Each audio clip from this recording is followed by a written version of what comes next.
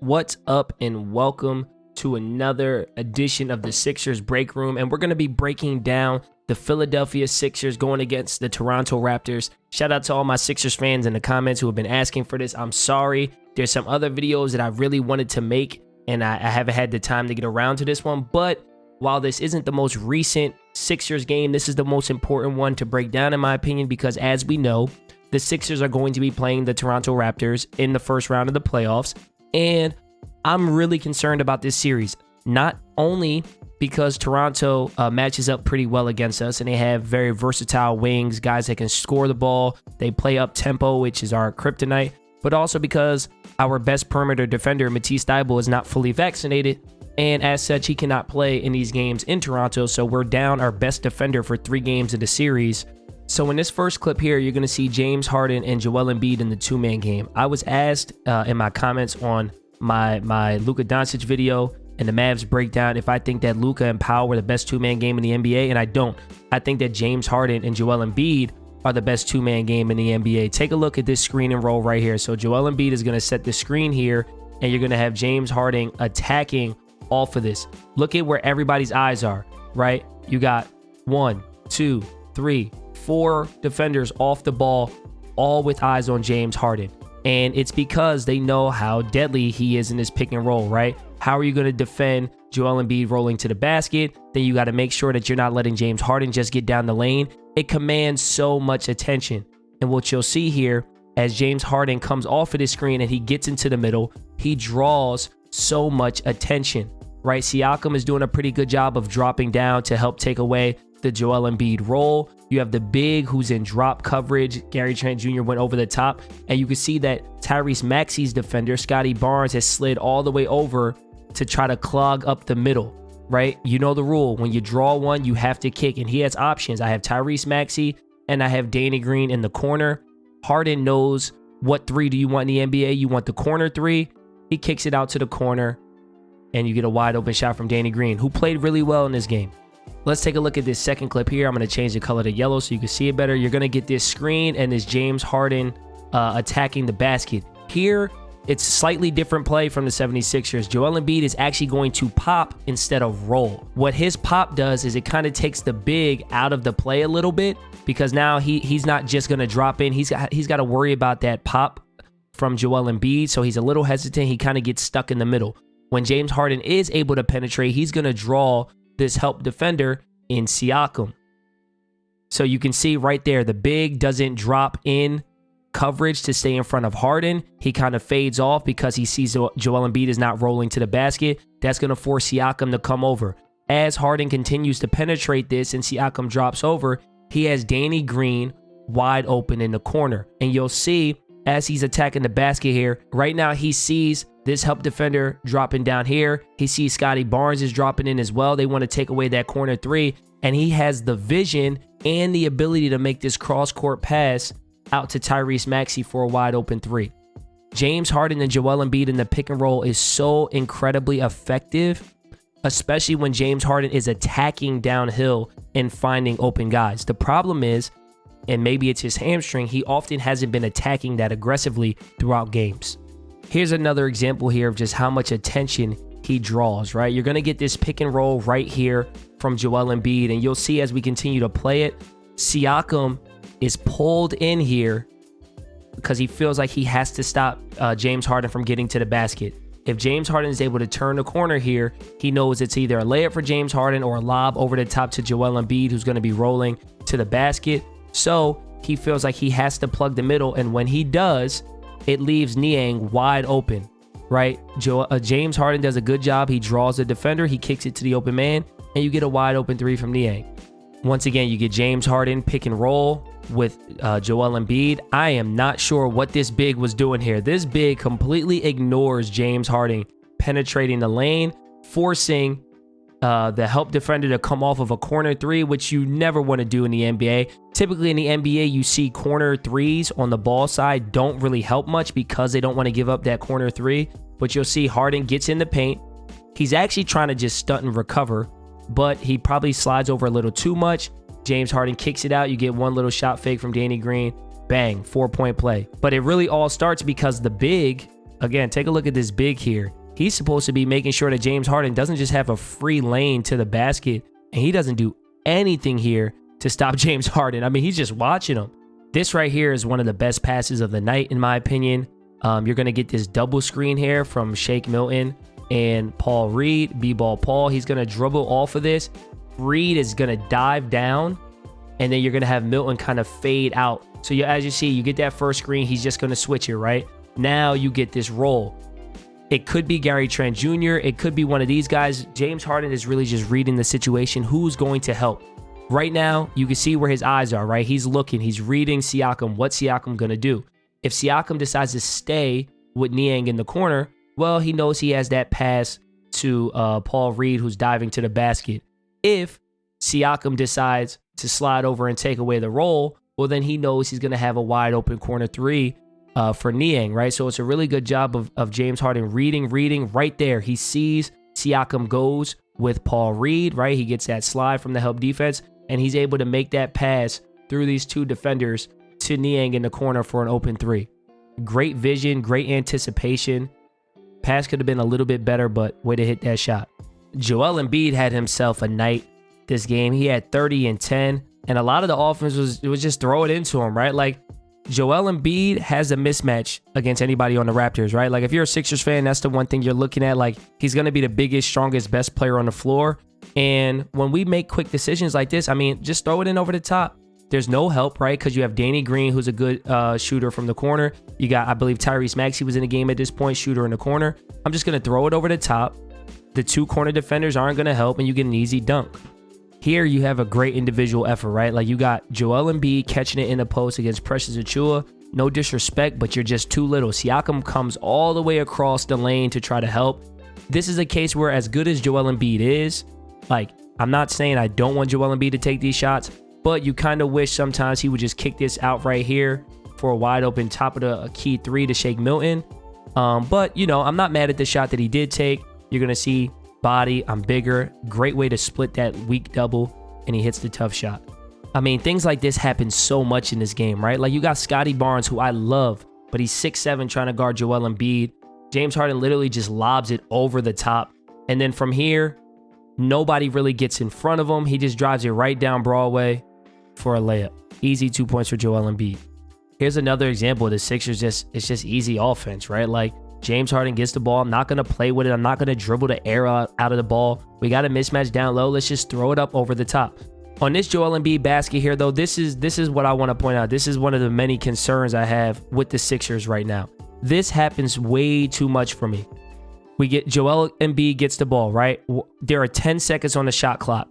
I want you guys to keep an eye on Maxey, Niang, Shake Milton, and Danny Green here. Let's just look at the other 4 players on the floor, right?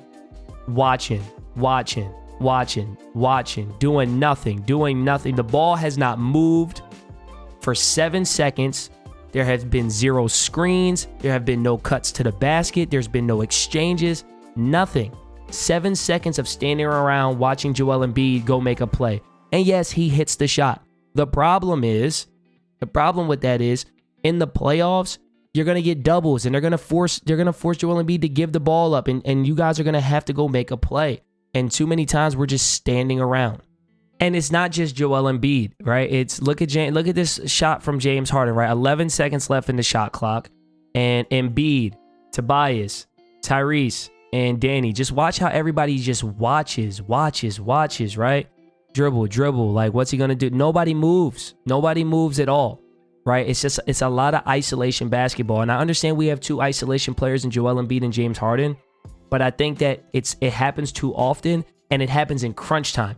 I'm not worried about it 9 minutes left in the first quarter. I am worried about it late in the game. I am worried about it when there's 2 minutes left and we're getting no kind of ball movement and we become really easy to defend. This right here, these are the kind of possessions you want from James Harden. You're going to get this little screen by Niang, and then Embiid is actually setting a screen for Niang to come through. So you get this like little ball screen to flare screen action. And watch what this does. You get the flare screen right there, and then Joel Embiid is coming into another ball screen. You're forcing defenders to make decisions and to guard somebody. Now look how far off Precious Achiuwa is from James Harden because you just had so much traffic. Are we switching screens, going under the screen, going over? Like, you got 2 or 3 different screens you're trying to guard one after the next, and it frees up a wide open shot for James Harden. That's what you want from the offense, not this stand around and watch him dribble 8-9 times. And I just feel like the last thing we should be doing is just standing around when you got a guy like Maxey as quick and as fast as he is. Look at this. I mean, it's one move, get to the cup. Lightning fast. Can't stay in front of the guy. Make or miss, I don't mind it.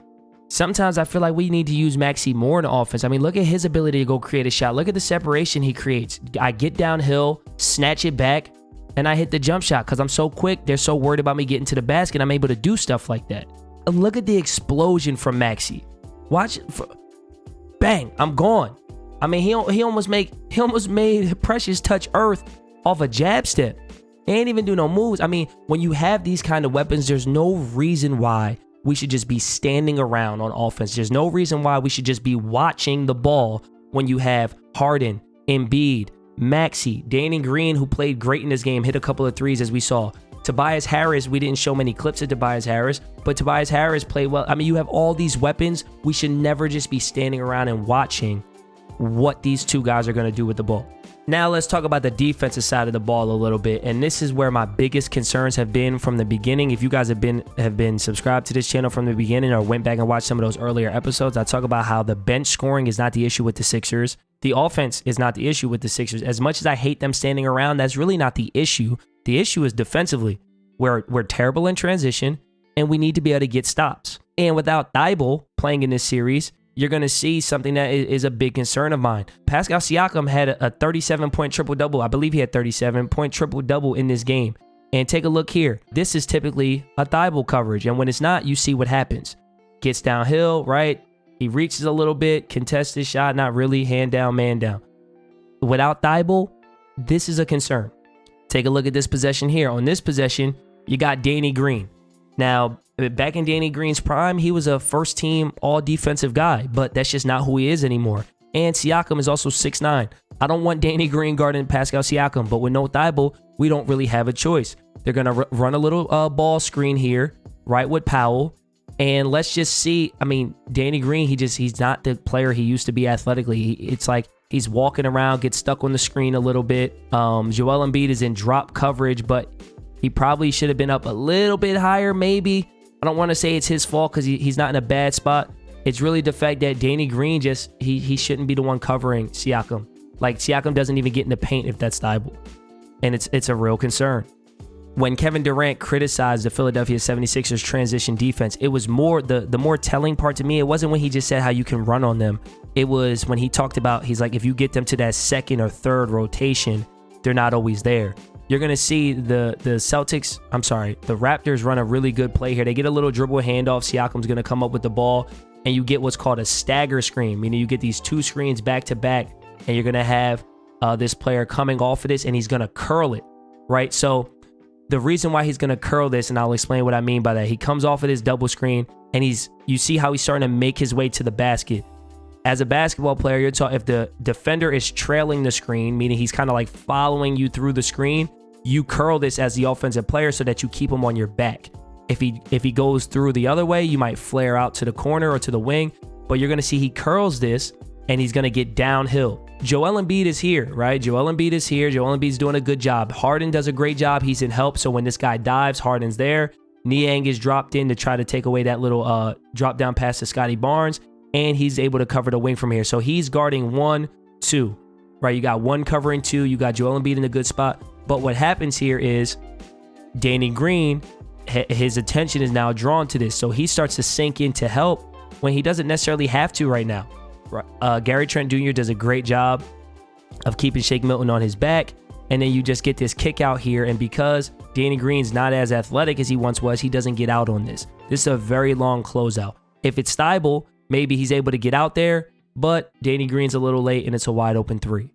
On this possession here, we tried Joel Embiid. We threw the whole kitchen sink at Siakam. Doesn't matter. Joel Embiid has to sink because Siakam is quicker than he is, and Siakam's able to pull up from the mid-range. Here's a clip of the Sixers in transition. You're going to see Thaddeus Young gets a steal here, and they're off and running. Now, On the surface, it might not look like bad transition defense, but this is the problem that I have with it. Are you ready for this? You have 1, 2, 3 defenders. 3 defenders are ahead of Precious running down the floor here, right? And watch what happens as we let this clip run. How is he now behind everybody? He is now behind the defense because backpedaling. And now Siakam really could have thrown this up to Precious for an easy 2 points. Siakam actually makes this harder on himself than he needs to.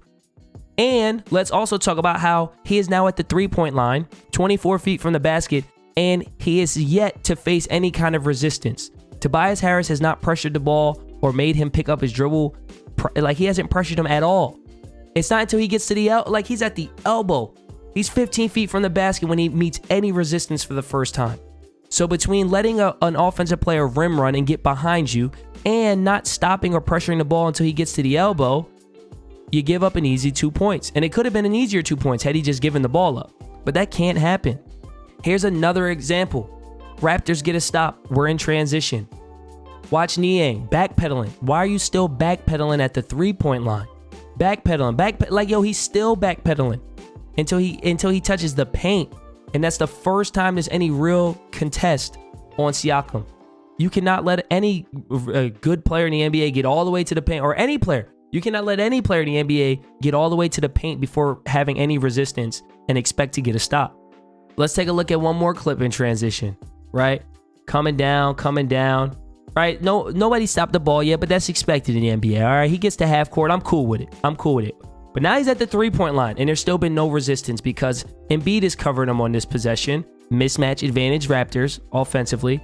But he's backpedaling, still backpedaling. He backpedals all the way to the free throw line, and Siakam is able to just walk into an easy 17, 18-foot jump shot. We saw how bad we were in transition on a couple of those clips, but maybe more importantly, we saw the massive hole we have on defense when we don't have Thybulle. Without Thybulle able to cover Siakam just had his way all night long en route to a 37-point triple-double. Offensively, it got stagnant. James Harden was 3 for 12. I don't expect him to go 3 for 12 quite often. But, I mean, we see in this game that the Toronto Raptors are more than capable of knocking off the Philadelphia 76ers. The Sixers are a complete wild card in this playoffs for me. I believe we have the roster, the stars, and the ability to go out and make it to the finals. I truly believe that. And maybe even win the finals. But we equally have the ability to just lay an egg because we've seen it. We've seen the Sixers blow people out of the water and look like, yo, this is the team to beat in the East. And then we've seen them look like this team is going to lose in 6 in the first round. It's Jekyll and Hyde. What Philadelphia 76ers team are we going to get starting Saturday in the playoffs? Time will tell. But I know for sure the 76ers that we're going to get in Toronto will be one without Matisse Thybulle, and that is going to hurt us. What do you guys think? Sound off in the comment section below. And when you do, please keep it copacetic. I know that you guys are not always going to agree with everything that I say. I'm cool with the disagreements, but don't be disrespectful in the comments, y'all. Some people this past weekend was towing that line. You know what I mean? And it's all love over here. So sound off in the comment section. Do you think that the Sixers are getting out of the first round, or do you think that we are going to lose to the Toronto Raptors in round 1? And I'm telling you now, if the Sixers lose to the Raptors round 1, Doc is going to be fired. Point blank, period. If you guys like the video, don't forget to like the video. And of course, subscribe to the channel. Yo, we're only like 65, 70 people away from 1,000 getting this channel monetized, and it's only been a month. I appreciate you guys. I love you guys. And I hope you enjoyed this film breakdown. Also in the comments, let me know if you want to see future breakdowns, what teams, what games, etc., etc. I will see you on the next one. This is the Sixers Break Room. Peace.